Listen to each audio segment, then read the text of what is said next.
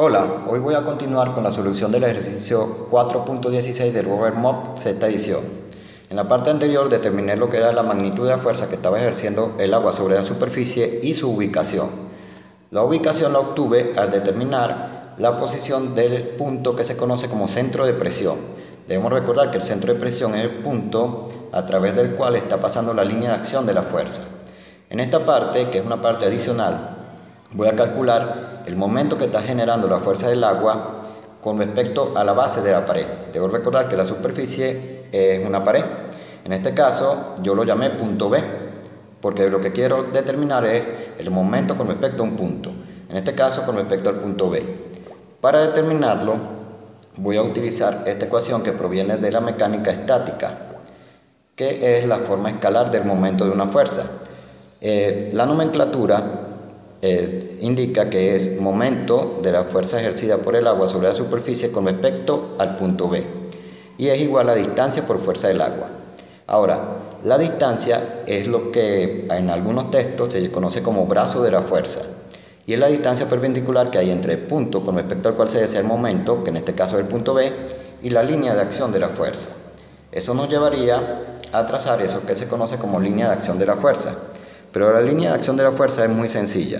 Es simplemente colocar una regla sobre la flecha que está representando la fuerza y trazar una línea que contenga a esa flecha, algo aproximadamente así. Entonces, esa línea va a ser lo que se conoce como línea de acción de la fuerza. Para ubicar la distancia D, todo lo que tenemos que hacer es pararnos sobre el punto B y trazar una línea que forme un ángulo de 90 grados con esa línea de acción de la fuerza. Entonces sería algo aproximadamente así. Y así nosotros podemos identificar la distancia D. La distancia D concretamente sería esta distancia de acá. Y eso es lo que se conoce como brazo de la fuerza. Entonces, una vez que hemos ubicado esa distancia, todo lo que tenemos que hacer es determinar su valor. Debemos recordar que nosotros estábamos trabajando contra un origen que está ubicado aquí en la parte superior, que la línea de acción de la fuerza se encuentra a 8 pies de la superficie libre. En este caso el punto B se encuentra a 12 pies.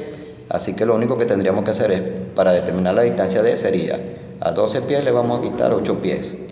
Y con eso vamos a obtener el valor de la distancia D. Nos va a dar un total de 4 pies. Una vez que tenemos el valor de la distancia D, lo único que tenemos que hacer es sustituir en la ecuación del momento. Sería 4 pies, que es el valor de la distancia D, por el valor de la fuerza que está ejerciendo el agua sobre la superficie, que es 89.856 libras. Debemos recordar que son libras fuerza. Una vez que sacamos esta cuenta, vamos a obtener un valor de 359.424 libras fuerza por pie. Y este es el momento que está generando la fuerza del agua sobre la superficie o sobre la pared. Ahora necesitaríamos darle el sentido. Debemos recordar que nosotros teníamos momentos positivos y momentos negativos, pero para eso tenemos que seleccionar qué va a ser positivo y qué va a ser negativo. Lo que tiende a hacer girar a la superficie, en este caso a la pared, de manera antihorario para nosotros va a ser positivo. Ahora, ¿qué es eso de girar? También debemos recordar que el punto B era lo que se conocía como eje de giro. Es decir, que se supone que toda la superficie puede girar en torno a este punto. Eso quiere decir que es algo así como un pivote. Generalmente se conoce como pivote. Entonces, podemos notar que la fuerza del agua está empujando la pared hacia el lado izquierdo. Si ella puede girar con respecto al punto B, la pared se movería de esta forma, es decir, giraría en este sentido, que es sentido antihorario, y por lo tanto sería positivo. Así que acá bastaría con que nosotros le colocáramos este símbolo así y acá estaríamos señalando que definitivamente el momento generado por la fuerza del agua sobre la superficie es un momento positivo, es decir, la tiende a hacer girar antihorario. Por supuesto, algunos textos trabajan, por ejemplo, de manera horario positivo, ya eso depende de cada quien, pero con esto hemos calculado lo que es el momento que está generando la fuerza del agua con respecto al punto B, y así estaría por completo listo el ejercicio. Lo otro sobre lo cual voy a hablar es algo que se conoce como diagrama de presión. Para trazar el diagrama de presión, lo único que hay que hacer es determinar la presión en los puntos extremos de la compuerta o de la superficie. En este caso estaríamos hablando de la pared. ¿Qué puntos son esos? Por ejemplo, el punto A, que es donde empieza a bañar el agua a la superficie, y el punto B, que es el fondo, que es donde termina el agua de bañar a la superficie. Tendríamos que determinar la presión en el punto A y la presión en el punto B. Ahora, debemos recordar que nosotros estamos trabajando de manera manométrica, quiere decir que la presión en el punto A es 0, porque eso está expuesto al ambiente, y entonces por lo tanto la presión que se está ejerciendo sobre el punto A es la presión atmosférica. La presión en el punto B vendría dada por la altura de la columna de fluido que hay sobre el punto B multiplicada por el peso específico del fluido. En este caso el fluido es agua. Entonces HB tendría un valor de 12 pies. ¿Cómo trazaríamos el diagrama? De una manera muy sencilla.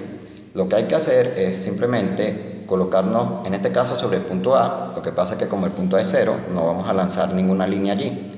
Pero nos colocamos sobre el punto B y lanzamos una línea perpendicular a la superficie y que vaya hacia adentro del fluido, en este caso hacia adentro del agua. Y colocamos una flecha. Esa línea o esa flecha lo que hace es representar la presión que está siendo ejercida en el punto B por el agua. Como en el punto A es 0, entonces no tenemos esa flecha. Una vez hecho esto, lo único que vamos a hacer es unir el final de la flecha del punto A, que no hay, o sea que vamos a empezar desde el punto A, con el final de la flecha del punto B, donde nosotros queramos. Vamos a suponer que yo lo voy a unir desde acá. Y eso me va a dar una forma así como de triángulo.